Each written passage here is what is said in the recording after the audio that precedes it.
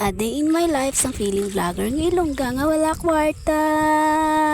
Magluluto nga po pala ako for today's video. At wala nang ang gisa-gisa na nangyari. Kasi naman wala kaming bawang at sibuyas mga mare. Kaya nung uminit na ang kawali ay inilagay ko na kaagad ang mga manok. At hindi ko na nga din yan nilagyan ng mantika. At nung medyo malambot na nga ang mga manok ay inilagay ko na mga repolyo. Konti lang po pala itong niluluto ko dahil kalahating kilo lang naman ang manok ito mga mari ko. Pero sure naman ako na sob na to sa amin. Tinakloban ko nga muna mga mari tapos binuksan ulit.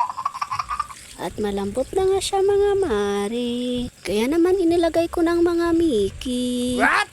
Sana pala ang intro ko kanina ay magluluto ng konting manok na maraming Mickey. Pero okay na yan, hindi naman kasi ako tulad ni Ilong na merong iPhone 16 Pro Max at sasakyan.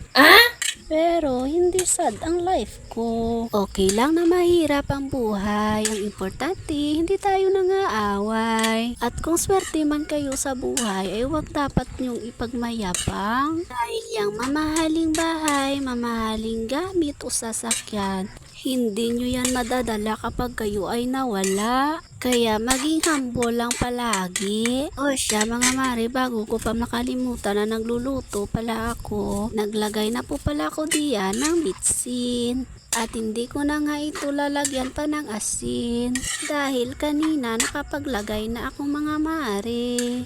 Kaya naman konting mekos-mekos na nga lang ang gagawin ko dito. At ito na nga mga mare, luto na siya. Thank you for watching.